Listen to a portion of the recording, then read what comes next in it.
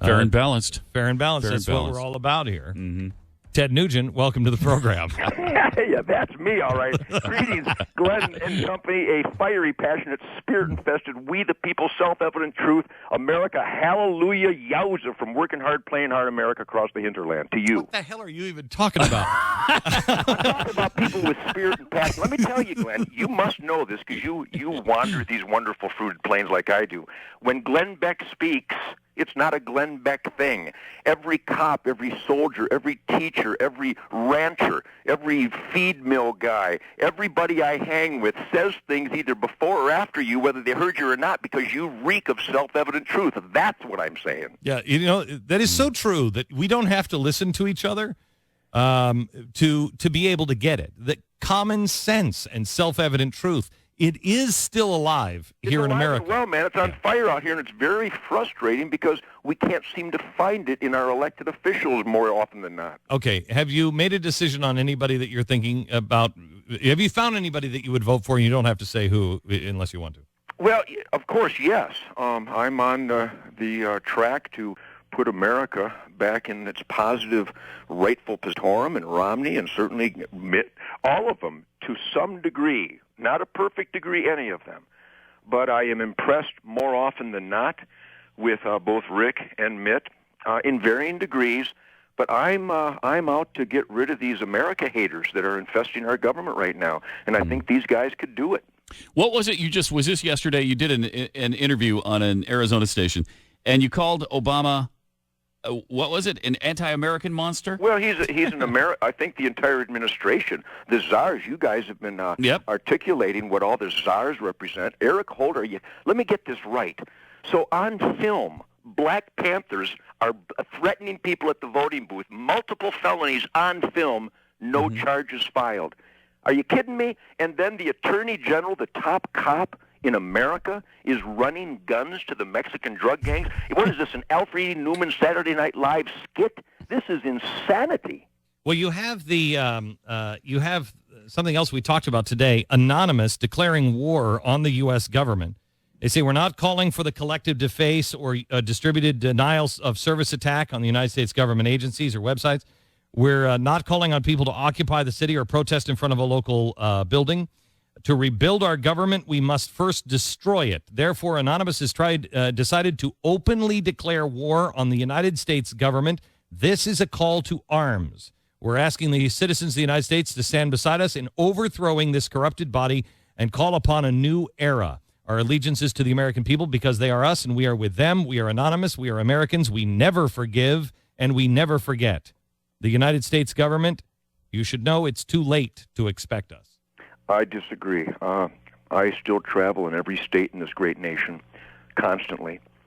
The people who put their heart and soul into being the best that they can every day, that teach their children that excellence is the American dream, those people are everywhere, Glenn, and we want to vote bad guys out of office and put in people that give us representation based on the U.S. Constitution, the Bill of Rights, the Ten Commandments, the Golden Rule, and common sense that's still alive in this country. That's a lunatic fringe talking out there. It is not time for that. There was a Concord Bridge, and let's all pray we don't have to have another Concord Bridge. We don't want to pick up arms. We want to continue with the U.S. Constitution. I think what you and I have always celebrated, Dr. Martin Luther King, nonviolence. When it comes to civil disobedience, we may have to do that.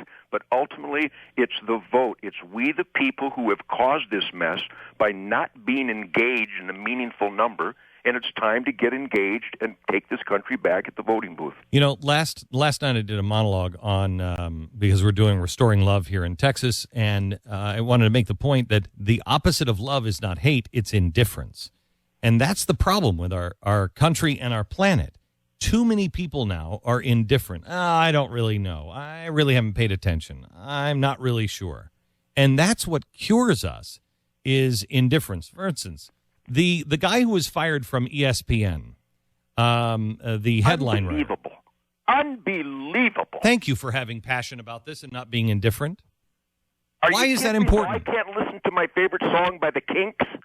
Is that what you're telling me? I can't play You Really Got Me on stage anymore because it was performed by The kinks? Are you kidding me? What is this? The planet of the subhuman amoebas? I have a pretty creative guy. I can't come up with dumber stuff, and boy, can I come up with some dumb stuff.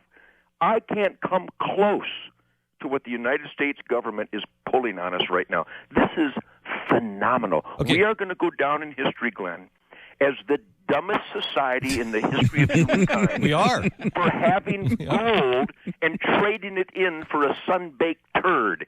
This is unbelievable, the quality that we are throwing away in this country. But again, my hopes, my dreams, my confidence, and my positive energy is fiery every day. Everybody I meet, number one, they're all very productive. They're all very conscientious. Most of them are heroes of law enforcement and military. We know that this is merely a very ugly and difficult speed bump in the American dream and the American way, and we're going to right this wrong. Tell me about the president, your feelings about the president now cutting or increasing the cost of the benefits of health care for the military. Why would he do that? Yeah, I saw that, And I remember when the president looked in the camera and condemned those amongst us who would dare claim that people are taking advantage of the welfare system, that he doesn't know anybody like that. Are you kidding me?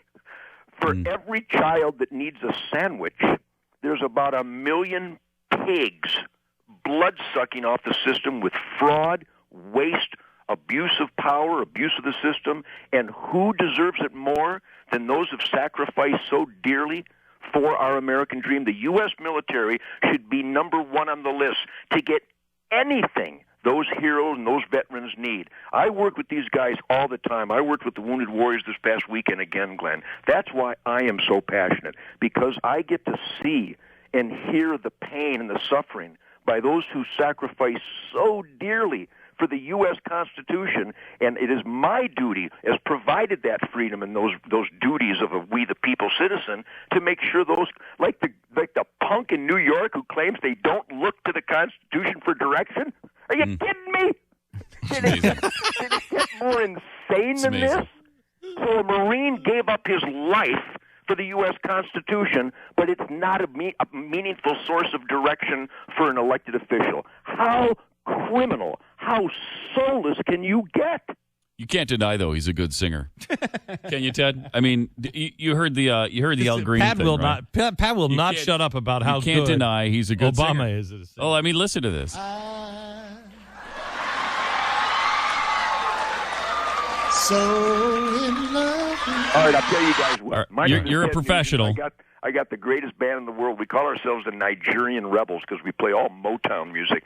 I'll tell you what. Mm-hmm. When we throw Obama out, I'll hire him as a backup singer for my band. That's what I'm thinking. He can sing chorus on Wang Dang Sweet Poontang every night. And he can actually list what we need backstage on the rider, because I don't need anything. See, this is what we've been encouraging. We've been encouraging the president. You've missed your calling. You're great. You're a great singer. And now we got a gig lined up for him. This is perfect. Right, this is great. We're helping him out.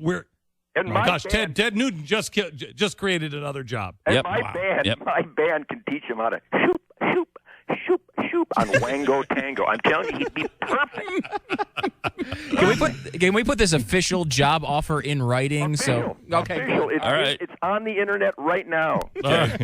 Ted, I think you're coming up here tomorrow, aren't you? Yes, you deserve me. I don't know about that, but I'm glad to have you here. We'll see you soon, my friend. Godspeed. You bet. Ted Nugent, one of the smartest guys. He's fantastic. And outspoken, not afraid to say Can I tell you exactly what's on his mind. If I were to die in a car crash today, I wouldn't give my kids to you. I'd give them to Ted Nugent. Yeah, he's great. Yeah, because they'd go on concert tour with him. And you could teach them how to survive. No, they would. You know what? Can I tell you something?